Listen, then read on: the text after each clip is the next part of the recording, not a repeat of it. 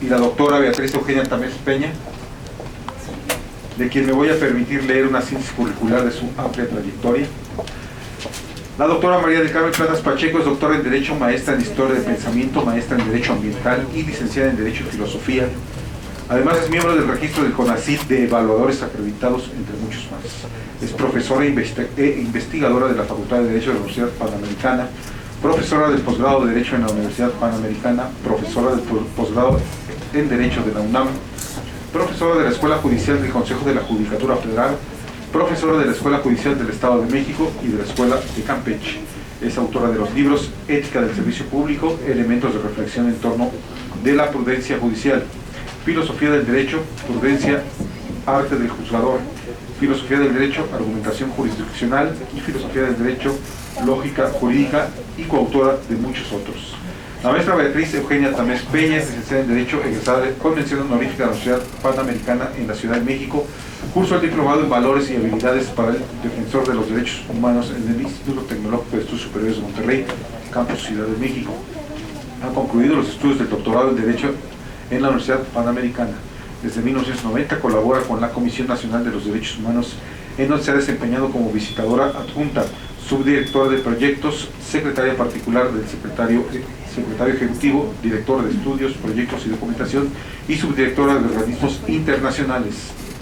En la actualidad es subdirectora de estudios internacionales de la Secretaría Ejecutiva de la Comisión Nacional. En el área docente, desde 1996 ha sido profesora titular de la Cátedra de Derecho Internacional Público de la Facultad de Derecho de la Universidad Panamericana de la Ciudad de México. También ha sido docente en la Escuela Judicial del Estado de Campeche, en la que ha impartido la materia de Derecho Internacional Público. Dentro de la especialización en Función Pública y Derechos Humanos en el Instituto Nacional de Administración Pública AC, en la Ciudad de México. Ha impartido el curso de Sistemas Internacionales de Protección de los Derechos Humanos y participa como docente de los módulos Protección Internacional y Protección Regional de los Derechos Humanos en los diplomados en Derechos Humanos que coordina la Comisión Nacional de los Derechos Humanos. Es autora de los libros Los Derechos del Niño, un convenio de instrumentos internacionales y principales instrumentos internacionales sobre discriminación y racismo, así como de la Cartilla Protocolo de Estambul, y coautora del Marco Jurídico y Funcionamiento de las Estaciones Migratorias de México, Vida Internacional en la CNDH, el Sistema de las Naciones Unidas y los Derechos Humanos, y el Sistema Interamericano de Protección de los Derechos Humanos, publicados por la Comisión Nacional de los Derechos Humanos. Vamos a darle el uso de la voz a la doctora María del Carmen Platas y a la doctora Beatriz Eugenia Tamés, no sin antes darle un fuerte aplauso. Muchas gracias.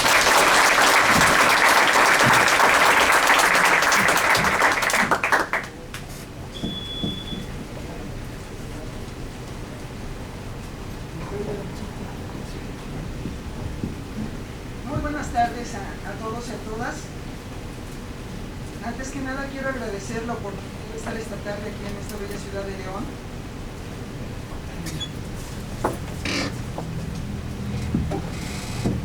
Agradecer precisamente la oportunidad de estar esta tarde en la ciudad de León, darnos la oportunidad de disfrutar un poquito de sol, porque en la Ciudad de México y en la mañana cuando salimos estaba lloviendo, ha estado lloviendo bastante fuerte. Bueno, esta tarde quiero compartir con ustedes algunas ideas sobre un tema en específico. Vamos a hablar de los derechos humanos y el principio por persona, pero nos vamos a enfocar al tema de migrantes. Es decir, esta tarde vamos a hablar prácticamente de dos temas, muy brevemente: migrantes y trata de personas. Es decir, vamos a charlar brevemente de dos tratados internacionales fundamentales en el tema. El primero, que es la Convención Internacional sobre la Protección de los Derechos de todos los trabajadores migratorios y sus familiares, y vamos a hablar también del protocolo para prevenir, reprimir y sancionar la trata de personas, que es un anexo a la Convención de Naciones Unidas contra la Delincuencia Organizada Internacional. En razón del orden de nuestra exposición, de la doctora Platas y la mía, les vamos a pedir, por favor, vamos a llevar a cabo las exposiciones, y al concluir las exposiciones vamos a abrir un espacio para atender las preguntas de todos ustedes. Bueno, muy bien, entonces vamos a hablar de este tema. ¿Qué tiene que ver esto con los derechos humanos y el principio pro persona? Bueno, muy sencillo. Nos estamos refiriendo básicamente a un grupo en situación de vulnerabilidad, como son los migrantes. Por migrante, yo en esta charla voy a entender, y tomo aquí un concepto de la Organización Internacional para las Migraciones, que es una organización intergubernamental de la que México forma parte. Por migrante vamos a entender cualquier persona que trabaja o realiza una actividad en un estado del cual no es nacional o no es su estado de origen. Digamos que el término general es migrante. Y trabajadores migratorios, cuando hablemos de trabajadores migratorios, vamos a tomar el concepto que tiene la Convención, es decir, aquella persona que ha realizado o va a realizar una actividad en otro estado, es una actividad económica. ¿Por qué hago esta pequeña diferencia? Porque miren, en general dentro del concepto migrantes podríamos inclusive tener presentes a personas como los solicitantes de asilo, ya sea como refugiados o asilo político o asilo diplomático. En cambio, en lo que es la categoría de trabajador migratorio, por ejemplo, no entran las personas que solicitan la condición o el estatuto de refugiado o asiliado. Bueno, tomando en cuenta estas ideas, vamos entonces a hablar en específico de la protección que hay para los derechos de estas personas desde el punto de vista del derecho internacional. Y el principio pro persona, ¿por qué? Pues muy sencillo, porque recuerden ustedes que a la luz de la reforma constitucional de 2011, de junio de 2011, el artículo primero constitucional nos señala que todas las personas que se encuentran en México, evidentemente todos nosotros, tenemos los derechos consagrados no solo en la Constitución, sino reconocidos en los tratados internacionales. ¿Qué quiere decir esto? Pues muy sencillo, estos dos tratados internacionales que ven ustedes en pantalla, México es parte de ambos, y esto significa que los derechos protegidos en estos tratados son esos derechos a los que se refiere el artículo primero constitucional. Y la primera pregunta que nos hacemos, evidentemente, ¿y dónde encontramos los derechos humanos? Porque si recuerdan ustedes, el artículo primero nos dice, en general, los derechos reconocidos en tratados internacionales. Ojo, esto es muy importante, no nos dice tratados de derechos humanos, sino que amplía por completo el abanico de protección, es decir, los derechos pueden estar contenidos en cualquier tratado internacional. Y esto es muy importante tomarlo en cuenta. Entonces, lo primero que nos preguntamos es, bueno, a ver, para iniciar esta labor de protección de derechos humanos, pues por lo menos debemos de saber, como mínimo, en qué tratados internacionales podemos encontrar pues los derechos fundamentales o básicos. Y para dar esta respuesta, pues precisamente por eso esta tarde vamos a ver la Convención Internacional y vamos a hablar brevemente del protocolo para prevenir, reprimir y sancionar la trata de personas. Muy bien, pues miren, lo que hace el artículo primero constitucional es muy sencillo. Ahora el artículo primero constitucional es la puerta que se abre para el ingreso de lo que ven ustedes en pantalla, que es el derecho internacional de los derechos humanos. A partir de esta reforma constitucional, ya queda de manera explícita en la Constitución la apertura de esta puerta. Ojo, por favor, no olviden ustedes que esto no es nuevo. México es parte de los principales tratados de derechos humanos desde hace muchos años atrás. De hecho, a partir de 1981, México se incorpora al Movimiento Internacional de Protección de Derechos Humanos. Sin embargo, fue necesario ponerlo de manera explícita en el artículo primero constitucional para que, bueno, pues todos aquellos estudiosos del derecho, quienes aplican la ley, quienes buscan justicia, quienes acceden a la justicia, tuvieran presente precisamente las disposiciones de los tratados internacionales. Y aquí muy brevemente recordarles a ustedes que esta tarde yo me voy a abocar a hablar básicamente del sistema de Naciones Unidas. ¿Esto qué quiere decir? ¿Que hay sistemas regionales? Sí. ¿Que puede haber protección en sistemas regionales? Sí. Pero esta tarde yo me abocaré al principal sistema que existe en la actualidad y que fue el primer sistema que existió, el de Naciones Unidas. Y esto me lleva a remontarme a 1945, cuando surge la Organización de las Naciones Unidas. Este año es muy importante, ¿por qué? No solo porque termina la Segunda Guerra Mundial, sino porque para junio de 1945 se firma en San Francisco, en Estados Unidos de América, la Carta de la Organización de las Naciones Unidas. La Carta, curioso nombre, pero es un tratado internacional que da vida a una organización internacional que es la Organización de las Naciones Unidas. A partir de la creación de la ONU, surge una nueva rama del derecho internacional público, el derecho internacional de los derechos humanos. ¿Por qué?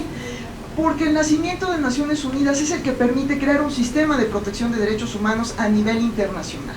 Es decir, por primera vez los estados se ponen de acuerdo en que haya mecanismos internacionales, además de los nacionales, para proteger los derechos básicos de las personas. Evidentemente el sistema de Naciones Unidas descansa en diferentes tratados e instrumentos declarativos.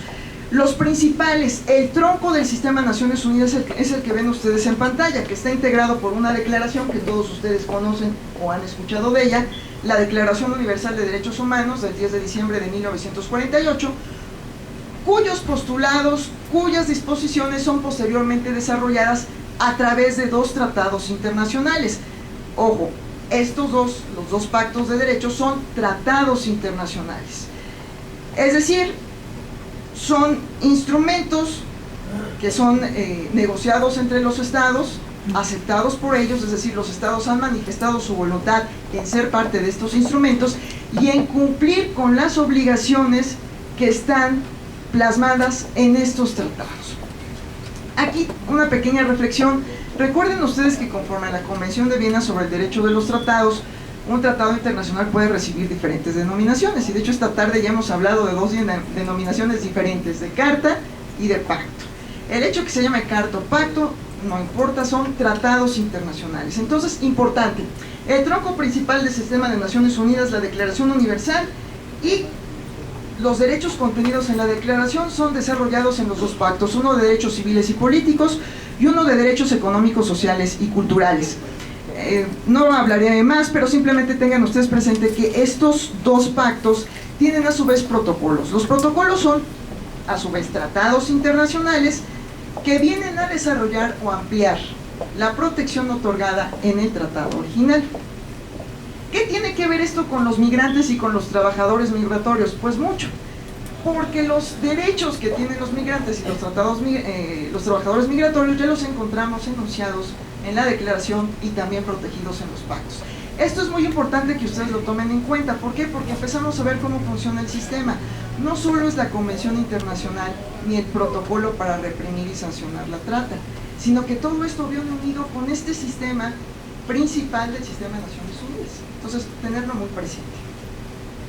Muy bien, ¿qué sucedió con el derecho internacional de los derechos humanos y los migrantes, o en específico los trabajadores migratorios? Miren, si bien teníamos la Declaración del 48 y los dos pactos que son de diciembre de 1966, realmente se dio la necesidad de hacer también un tratado internacional en específico para la protección de los trabajadores migratorios. Ahora bien, esto se concibió como una idea integral, es decir, la idea era proteger a cualquier tipo de trabajador migratorio, sea documentado o no documentado. ¿Por qué? Porque sobre todo después de las dos guerras mundiales se vio que había grandes movimientos migratorios, tal vez como nunca en la historia de la humanidad, y era necesario hacer algún esfuerzo del derecho internacional para proteger los derechos de estas personas. Piensen ustedes que por lo general la nacionalidad, es decir, ese vínculo jurídico-político que cada uno de nosotros tiene con un Estado, muchas veces cuando ustedes salen de su Estado con documentos, o aún peor, sin documentos, al no tener una nacionalidad ustedes pierden la posibilidad de ser protegidos por su Estado de origen.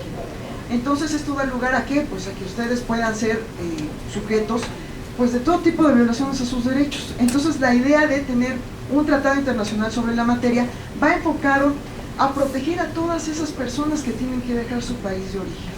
Bueno, ¿cómo empieza el esfuerzo en esta materia de Naciones Unidas? Miren, es en 1979, a través de una resolución de la Asamblea General de Naciones Unidas, impulsada por México principalmente, que es de diciembre de 1979, a través de la cual se crea un grupo de trabajo.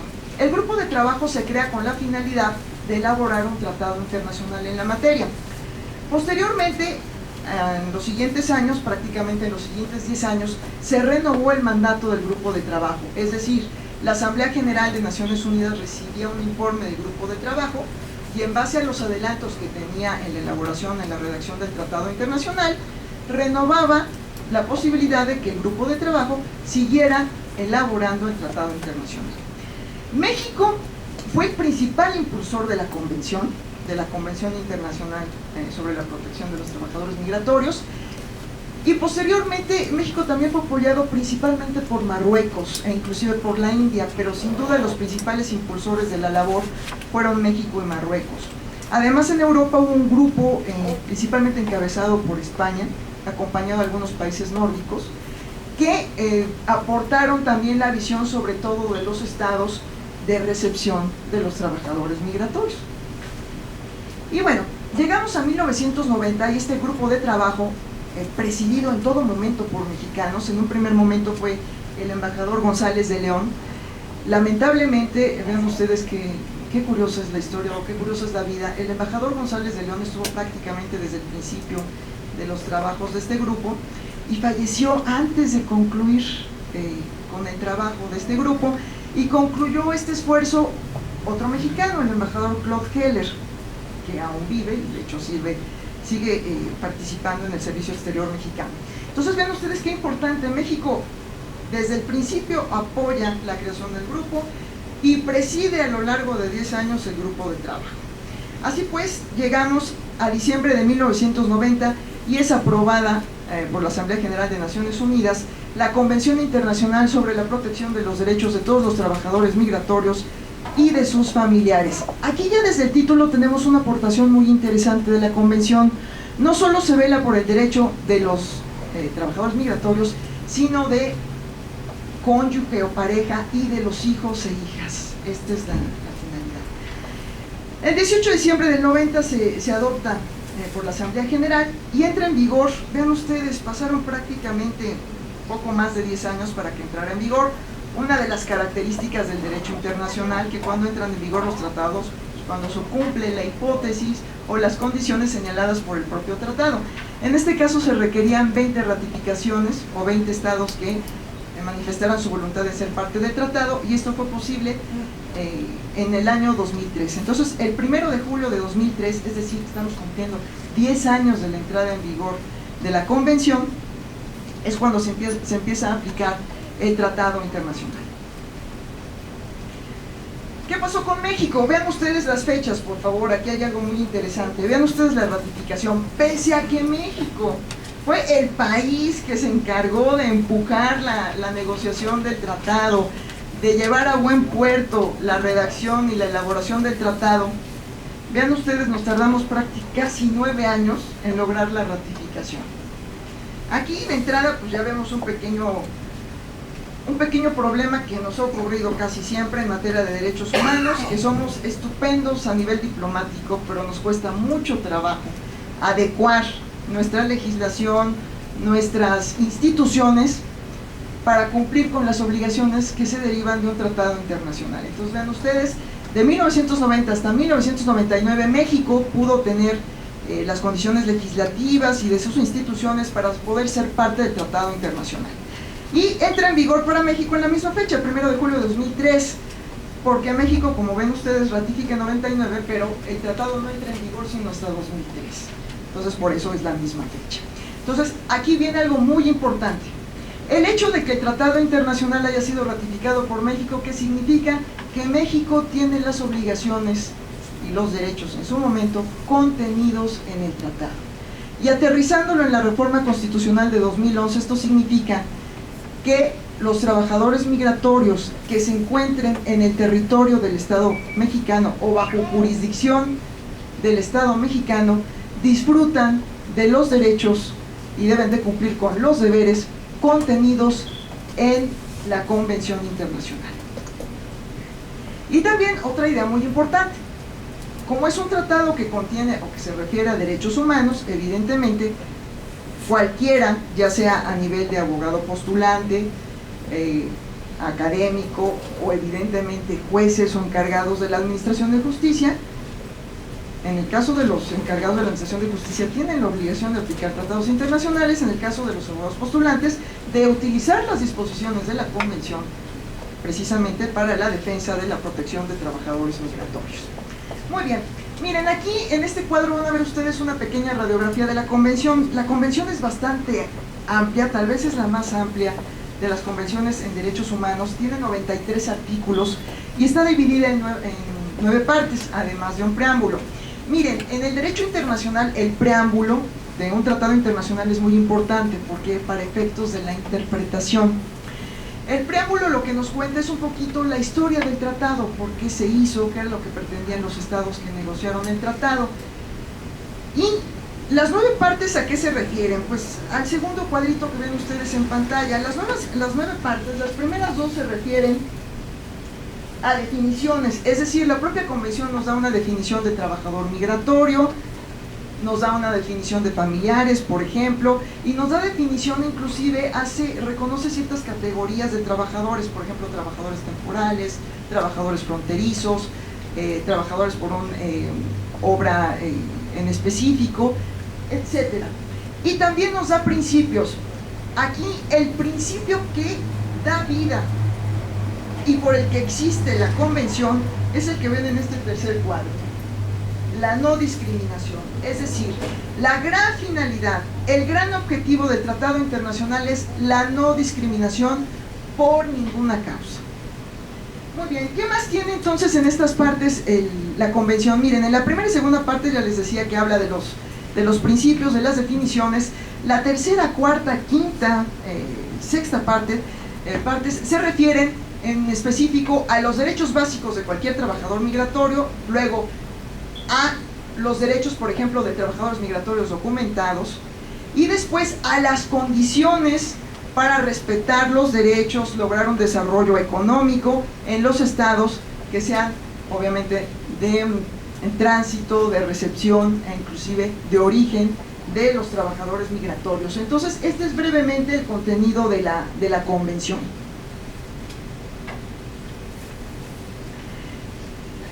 No me voy a detener mucho en ellos, pero miren, en las siguientes 2 pantallas van a ver ustedes los principales derechos básicos que reconoce la convención a cualquier trabajador migratorio.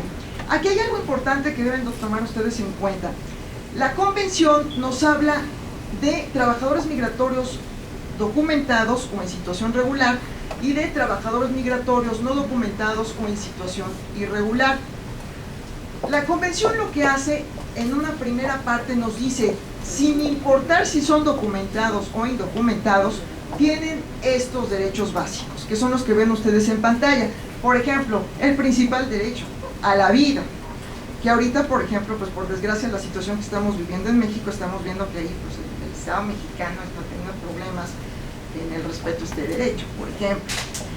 Si ven ustedes, son derechos esenciales que encontramos ¿en dónde?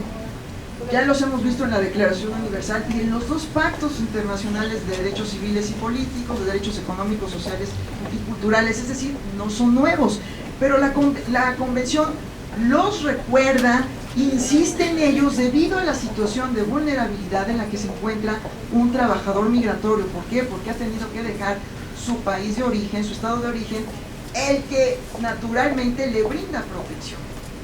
Y en la siguiente pantalla ven ustedes otros derechos que se refieren más que nada, o tienen que ver mucho con el acceso a la justicia, por ejemplo, a ser oídos públicamente, la cuestión de la detención, no solo en prisión, sino piensen ustedes en estaciones migratorias o en oficinas, por ejemplo, en México, en sedes o establecimientos del Instituto Nacional de Migración, la idea de que sean respetados, que su dignidad se respete, que sean tratados humanamente.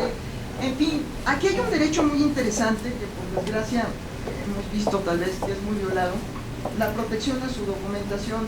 Por desgracia hemos visto en los medios, no es raro ver, que por ejemplo llega alguien y dice, oye, aquí está mi pasaporte, y una autoridad destruye el pasaporte.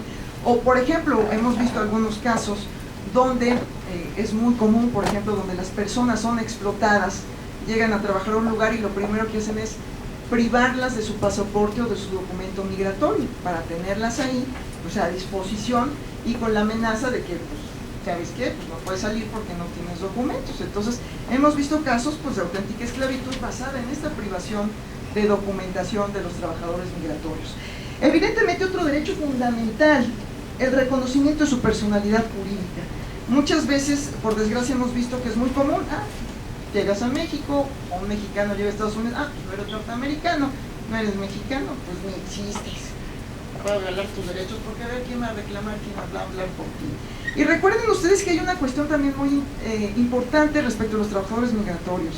Sobre todo aquí en México lo vemos de manera cotidiana. Muchas personas ingresan a México por frontera sur, atraviesan todo el territorio mexicano con el ánimo de llegar a los Estados Unidos de América. Entonces es muy raro que las personas que van en tránsito tengan la voluntad y el tiempo para quedarse en un lugar, para presentar una denuncia, permanecer ahí hasta que puedan ratificar o rendir testimonio. Entonces, esta es una cuestión que debemos de tomar en cuenta en el caso de los trabajadores migratorios. La cuestión de la queja y el acceso a la justicia es aún más difícil para ellos.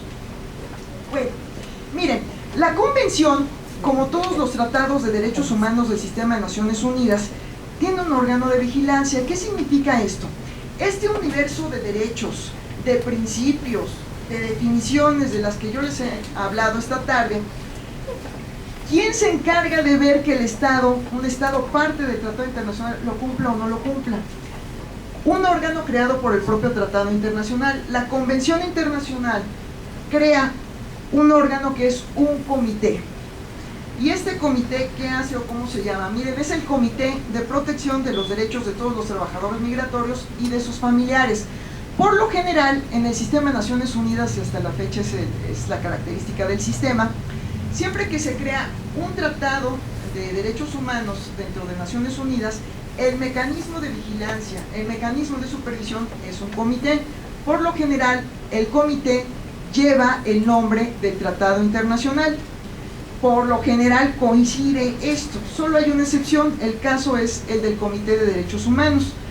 El Comité de Derechos Humanos es el órgano de supervisión del Pacto Internacional de Derechos Civiles y Políticos. Es el único que no tiene el nombre idéntico al título del tratado.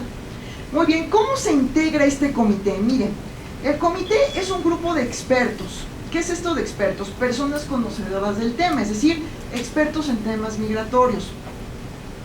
Originalmente la convención, al empezar su aplicación, estaba previsto que el comité estuviera integrado por 10 expertos, en la actualidad son 14. ¿Por qué? Porque la propia convención establece que una vez que hubiera poco más de 40 ratificaciones, se iba a abrir el número de expertos, y en la actualidad son 14 expertos. En los primeros 2 periodos de elección, hubo un experto mexicano, el doctor de Alba, que es experto en migración, inclusive él ha sido asesor del Banco Mundial y de otras entidades de Naciones Unidas. Él terminó su periodo en 2011, estuvo 2 periodos. Los expertos duran en su cargo 4 años. ¿Qué funciones desarrolla el comité? Miren, principalmente un comité de derechos humanos, en este caso, de protección de los derechos de los trabajadores migratorios, tiene básicamente las 3 funciones que ven ustedes en pantalla. Me voy a detener un poquito aquí para que vean ustedes cómo funciona. Miren, una primera función que es importantísima, que algunos autores nos dicen que es una función pues de orden informativo, evidentemente no jurisdiccional. ¿De qué se trata? La convención obliga a cada estado parte a presentar un informe periódico sobre el cumplimiento de las disposiciones del Tratado Internacional. En otras palabras, México, al ser parte de la convención, México tiene la obligación de presentar informes periódicos sobre lo que ha hecho o no ha hecho o le ha costado hacer para la protección de los trabajadores migratorios en el territorio mexicano. ¿Cómo opera la presentación de los informes? Miren, cada estado parte elabora un informe. Hay que seguir unas directrices que da el propio comité, es decir, el propio comité le señala a los estados qué requisitos debe de cumplir el informe. Cada estado elabora su informe. En el caso de México, el informe por lo general, o los esfuerzos para realizar este tipo de informes, son coordinados por la Secretaría de Relaciones Exteriores. Y la Secretaría de Relaciones Exteriores evidentemente está en contacto o colabora con aquellas entidades, tanto federales como estatales principalmente, que tienen que ver con la materia. Y artículo por artículo México va señalando qué ha hecho o no ha hecho. Una vez que está listo este informe se presenta, por lo general es cada 4 años. El informe más reciente de México fue examinado en el 2011, en abril de 2011. Y el próximo informe, el comité le solicitó a México que su próximo informe, que sería el tercero, se ha presentado en el 2016.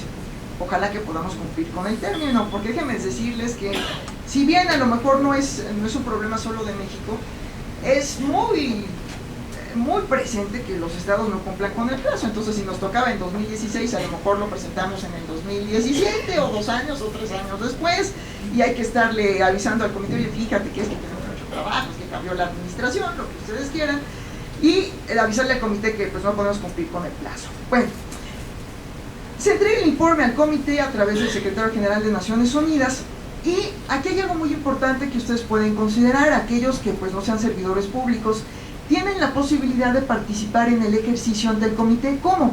A través de lo que se conoce como informe sombra o informes alternativos, es decir, cualquier persona interesada en el tema, cualquier organización de la sociedad civil, puede presentar ante el comité un informe alternativo sobre el tema. Lo que no sé si es del micrófono o es el aire acondicionado. Uy. Muchas gracias, no, muchas gracias. Estamos aquí en un público conocedor de la sala. Muy bien, muchas gracias. Bueno, muy bien, entonces les digo, en este informe se plasma pues todo lo que ha hecho el Estado, y el informe se va a presentar ante el comité. El informe, los expertos del comité estudian el informe, y después se lleva a cabo una reunión, por lo general en la ciudad de Ginebra, que es la sede en materia de derechos humanos de Naciones Unidas, donde sesiona el comité. Por lo general el comité en la actualidad está sesionando 2 veces al año, más o menos en primavera y en otoño. Y en una sala como esta, más o menos, aquí hay un presidium donde se sientan los expertos. Al frente está la delegación del Estado, en este caso la delegación mexicana, integrada por ¿quiénes? Pues el Estado mexicano se pone de acuerdo, el gobierno señala, a ver, ¿qué entidades tienen que ver con trabajadores migratorios? No, pues ¿sabes qué? Que esté Gobernación, que esté el Instituto Nacional de Migración, oye, a lo mejor también Secretaría de la Defensa, Secretaría de Marina, porque nos apoyan también en la supervisión de fronteras, en fin, Procuraduría General de la República, Poder Judicial Federal, en fin, las entidades o las dependencias que se consideren importantes respecto del tema. Y los expertos hacen preguntas a los miembros de la delegación, tan sencillo como, oye, en tu informe dices que has hecho tal, tal y tal y tal, pero fíjate que me queda esta duda, porque resulta que en un informe alternativo de la sociedad civil o de académicos me dicen que lo que tú me estás señalando en el informe no es cierto, que por ejemplo de estaciones migratorias, que no todas en la República tienen o cumplen con las condiciones para llevar como se le dice, aseguramiento digno de los trabajadores migratorios. En fin, y el Estado tiene un periodo para dar respuesta a estas preguntas.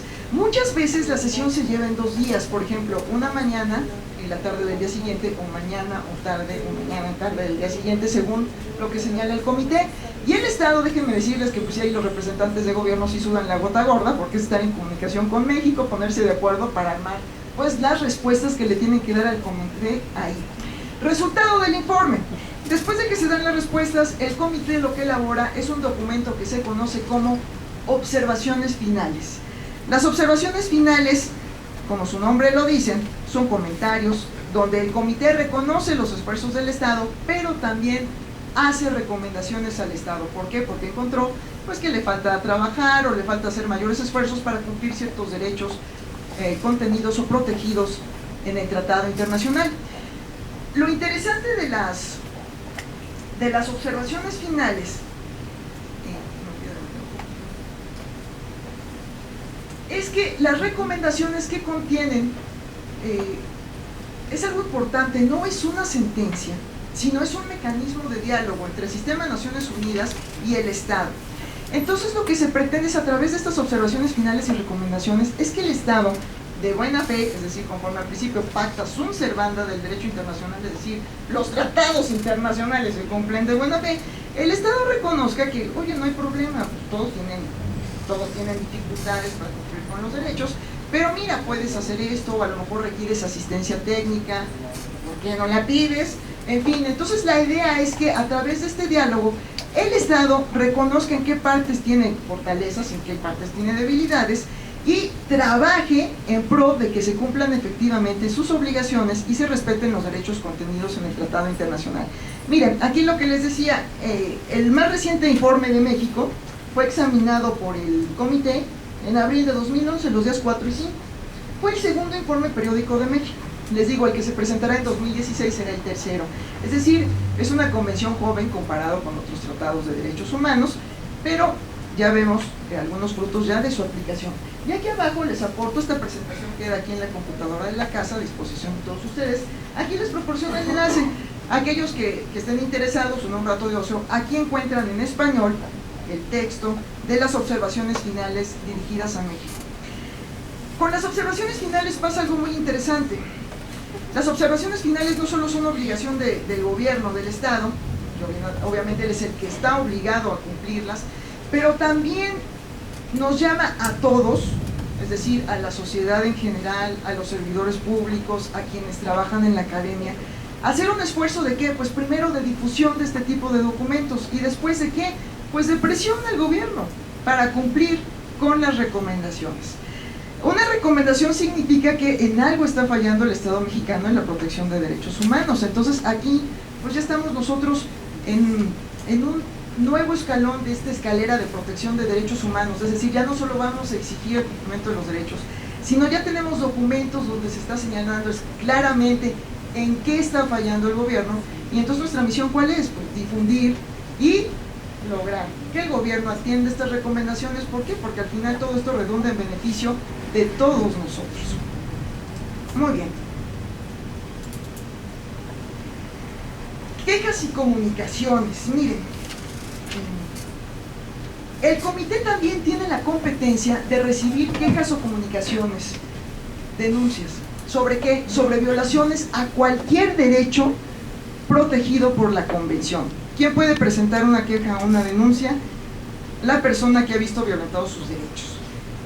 Aquí sí hay algo importante que deben de tomar en cuenta. Estamos ante un mecanismo internacional, hay que cumplir ciertos requisitos del derecho internacional. ¿Cuáles son esos requisitos? Miren, el primero es que, en principio, la queja debe ser presentada por quien sufrió la violación o su representante legal. Y otro requisito, ¿cuál es? El agotamiento de los recursos internos. Es decir, en el Estado, en este caso México, tenemos que echar mano, utilizar todos los medios de impugnación contenidos en nuestra legislación antes de llegar a una instancia internacional. Y finalmente, evidentemente nos solicitan que esto sea por escrito, no puede haber una denuncia o una queja oral. El sistema de quejas o comunicaciones dentro del comité apenas se está iniciando. Realmente, a diferencia de otros comités, no es un comité que haya trabajado ya con muchas quejas o comunicaciones. Pero ¿cuál es el camino de una queja o de una comunicación? Se recibe la comunicación, se solicita información al Estado parte y el comité finalmente, de acuerdo con las evidencias tanto aportadas por el quejoso como por el Estado, resuelve en un documento que es un dictamen. Por lo general lo que se pide es una reparación, que vemos, hay diferentes formas de reparación, pero tal vez lo más utilizado pueda ser desde el pago de una indemnización a, por ejemplo, una reforma o una modificación legislativa. ¿Por qué? Porque a lo mejor la legislación no se ajusta al estándar internacional contenido en la Convención. En este momento México no tiene, pese a la situación que vivimos, México no tiene quejas que se hayan presentado en su contra ante el comité. Aquí hay algo también muy interesante. Fíjense que en las observaciones finales de 2011, una de las cosas que pide el comité a México, por ejemplo, nos pide un retiro de reserva que ya se puede hacer, porque México hizo una reserva al artículo 22 de la Convención por el contenido del artículo 33 constitucional, que si recuerdan ustedes era la facultad exclusivísima del Ejecutivo Federal para expulsar a un extranjero sin garantía de audiencia o sin derecho de audiencia. Y recuerden ustedes que precisamente en la reforma constitucional en materia de derechos humanos de junio de 2011 se modificó el artículo 33 reconociendo por primera vez pues ese derecho de audiencia previo a una expulsión del extranjero. Entonces, por ejemplo, ya podemos retirar esa reserva. Recuerden ustedes que una reserva significa que un Estado es parte de un tratado internacional, pero no aplica todas las disposiciones del tratado, lo que en materia de derechos humanos es muy grave. ¿Por qué? Y sobre todo en este tema, porque yo les he dicho esta tarde que México desde el principio impulsó el grupo de trabajo, impulsó la elaboración de un tratado en la materia, y resulta que a la hora de la ratificación México dice, sí soy parte, pero no aplico todas las disposiciones. Me perdonan, pero es que la Constitución dice eso. ¿Me aceptan así? Bueno, entraremos. Y de hecho en materia de reservas es un sistema muy complejo en el derecho internacional, porque los otros estados partes pueden no opinar y decir precisamente, inclusive objetar las reservas presentadas por otro estado. Entonces, vean ustedes, retiro de reservas. Y una de las cosas que también, por ejemplo, le piden a México en las observaciones finales es que haga la declaración contenida en el artículo 76 de la Convención. ¿A qué se refiere el artículo 76? Muy interesante. A la posibilidad de presentar denuncias de un Estado contra otro Estado. Lo que es un poco difícil porque comprenderán ustedes que pues, todos los Estados quieren ser muy diplomáticos y políticamente correctos. Pero fíjense ustedes que si lo vemos a la luz de la problemática que enfrenta México, sobre todo los trabajadores migratorios mexicanos, sería, por ejemplo, la manera en que en un futuro, por ejemplo, México pudiera presentar una denuncia contra otro Estado que está violando derechos de trabajadores migratorios mexicanos. Obviamente, deben de tomar ustedes en cuenta que para que esto suceda, la denuncia solamente puede ser entre Estados partes. Por ejemplo, nuestros vecinos del norte, Estados Unidos no es parte de la convención. Entonces, en este momento, aunque México hiciera la declaración del artículo 76, no podríamos denunciar a Estados Unidos. ¿Por qué? Porque no es parte del tratado internacional. Muy bien. Observaciones generales es la tercera actividad del comité. ¿Qué es una observación general? Miren, el comité, al ser el órgano de supervisión del tratado, también tiene lo que en un sentido lato podríamos llamar como la facultad de interpretar el tratado. ¿Cómo lo interpreta o cómo da alineamientos o medidas para la aplicación de las disposiciones contenidas en el tratado? A través de lo que se conoce como observaciones generales. En la actualidad, el comité empezó su labor en 2004 a 2013, es decir, apenas va a cumplir 10 años de labor. Solo ha emitido una observación general en el tema de trabajadores domésticos. Muy interesante. Ahora bien, esto significa, ustedes me van a decir, oh, pues qué pobre producción del comité. No se preocupen. ¿Por qué? Porque otros comités de derechos humanos ya han hecho observaciones generales que de una u otra manera benefician a los trabajadores migratorios. Por ejemplo, el Comité de Derechos Humanos tiene una observación general sobre cuestiones de protección de derechos de extranjeros, por ejemplo, que se aplica. El Comité sobre Discriminación Racial tiene una observación general, por ejemplo, en materia de no discriminación, que se aplica. Por ejemplo, el CEDAW, es decir, el Comité para la Eliminación de todas las formas de discriminación contra la mujer, tiene, en este caso de CEDAW no se llaman observaciones, ellos lo denominan recomendación general en materia de mujeres migrantes, que se aplica, por ejemplo. Entonces, si bien solo hay una observación general sobre trabajadores domésticos en específico, no quiere decir que no se hayan hecho interpretaciones de otros tratados sobre derechos humanos que benefician a los trabajadores migratorios. Aquí también dejo para ustedes el enlace para aquellos que conozcan, que estén interesados en conocer y en poder aplicar los criterios del comité, el enlace para que puedan ustedes consultar la observación general. Ustedes se van a fijar, a diferencia de lo que sucede a nivel nacional, al nivel de legislación interna, estamos muy acostumbrados a hablar de jurisprudencia. Si ustedes, las resoluciones o los dictámenes que dan los comités de derechos humanos de Naciones Unidas se conocen como jurisprudencia. Ojo, no son sentencias, pero para efectos del derecho internacional, todos estos criterios, los principios que desarrollan para aplicar las disposiciones del tratado, son jurisprudencia. Y son muy importantes, ¿por qué? Porque ellos son los que pueden interpretar la norma internacional. ¿Qué significa esto? En otras palabras, que las autoridades nacionales de un Estado parte, en este caso México, las autoridades mexicanas, la interpretación, los lineamientos de la Convención Internacional que deben de tomar en cuenta cuáles son los dados por el Comité Internacional. Entonces, esto es muy importante también que lo conozcan. ¿Por qué? Porque la interpretación no va a ser la que haga el juzgado de distrito o el juez penal en determinado lugar o un juez X. No, la interpretación es la que hacen los propios órganos internacionales. ¿Por qué? Porque recuerden ustedes que un tratado internacional es regulado por el derecho internacional. Entonces, importante tomar en cuenta los criterios del comité a través de sus observaciones generales y evidentemente también a través, por ejemplo, de lo que les da o las recomendaciones que formulan los estados a través de esas observaciones finales. Aquí simplemente me detengo un poquito para que vean ustedes las observaciones finales. Además de los temas que ya he mencionado, vean ustedes los temas, son los temas que en general tratan las observaciones finales. Si ven ustedes, por ejemplo, ahí hay algunos temas que por desgracia estamos viendo cotidianamente en los medios de comunicación que se están presentando en contra de los trabajadores migratorios, como es el caso del secuestro, la corrupción, las condiciones de aseguramiento y sobre todo, vean ustedes el último tema que aparece aquí en pantalla.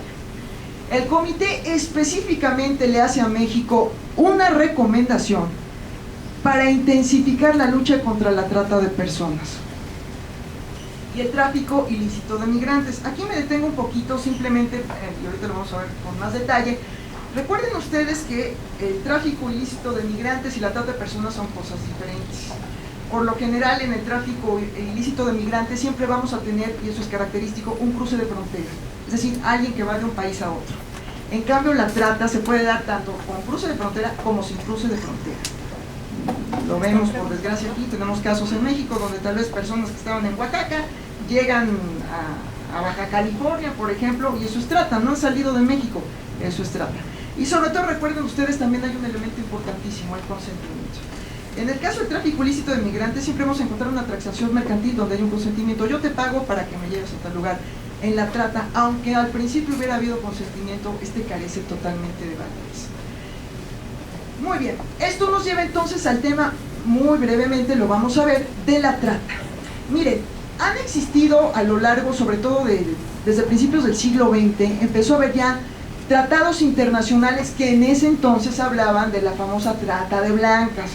Ya eso quedó en el pasado. Ahora la terminología del derecho internacional, sobre todo el derecho internacional penal, nos habla de trata de personas. Muchos de esos tratados internacionales de principios del siglo XX, mediados del siglo XX, siguen en vigor. De hecho, México sigue aplicando, bueno, están en vigor esos tratados. Sin embargo, yo me aboco a este protocolo de la Convención sobre Delincuencia Organizada de Naciones Unidas porque es el tratado más reciente y es el que abarca prácticamente, que nos da una definición de lo que significa la trata de personas. Y como ustedes saben, ahora sigue aplicando el aforismo jurídico, pues la norma más reciente, obviamente con ciertas excepciones, pero la norma más reciente es la que vamos a aplicar, aunque estén en vigor los otros tratados. Aquí hay algo interesante, miren, si lo que hay que revisar en el derecho internacional, qué estados son partes de qué tratado. ¿Por qué? Porque se aplicará en todo caso si hay un conflicto entre dos estados, entre dos miembros de la comunidad internacional, se va a aplicar aquel tratado que tengan en común, evidentemente. Pero sí les señalo en específico que este protocolo, ya les decía yo que la palabra protocolo se refiere a un tratado que viene a modificar o ampliar la protección otorgada por otro, es el tratado internacional más reciente en la materia y diríamos el más avanzado hasta este momento.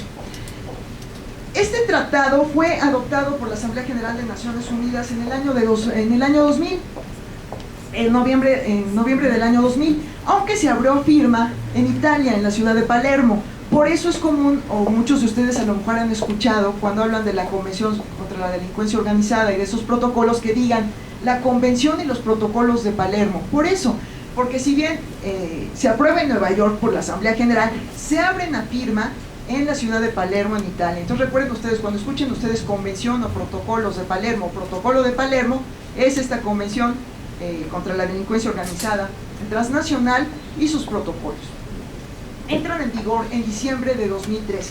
Si ven ustedes aquí, comparado con la Convención sobre Trabajadores Migratorios, ven ustedes que prácticamente pasaron 3 años para que entrara en vigor el tratado.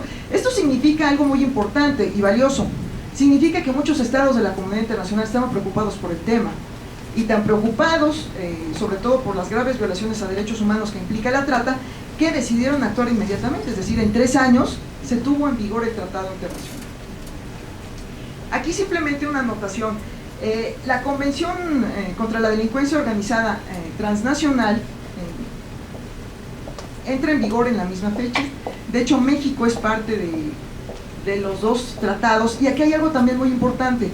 Un estado solamente puede ser parte de un protocolo o de los protocolos de la convención si es parte de la convención. Lo que pasa es que a veces hay algunas excepciones, pero lo lógico y lo mejor para la protección de las personas es que se sea parte de tanto del tratado principal como de los protocolos. Bueno, México ratificó el Tratado Internacional del Protocolo en marzo de 2003, y después entra en vigor, como ya hemos visto, en diciembre de 2013. ¿Qué me interesa de la convención? Bueno, del tratado en específico. Miren, el tratado, la finalidad principal del tratado, ¿cuál es? Luchar contra la trata de personas. Y lo primero que nos aporta este tratado internacional, que es el concepto de trata. Aquí lo interesante es ese concepto. Y lo más importante para los estados es aterrizar el concepto que estamos viendo en pantalla, que es el que nos aporta el protocolo, aterrizarlo en ¿dónde? En nuestra legislación nacional. Entonces vean ustedes, aquí yo les subrayé con diferentes colores.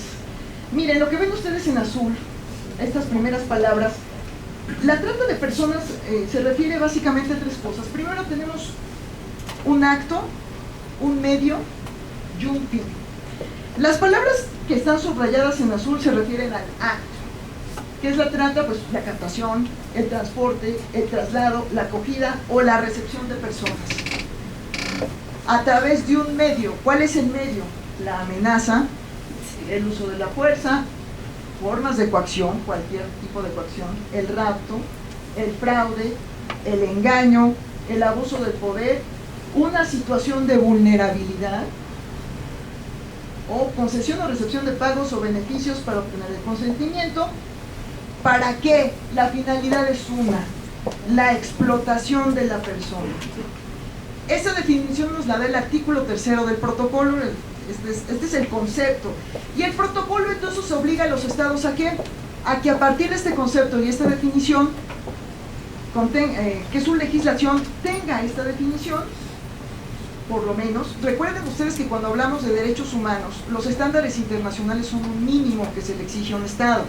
¿Un Estado puede tener una definición más amplia, más integral? Sí.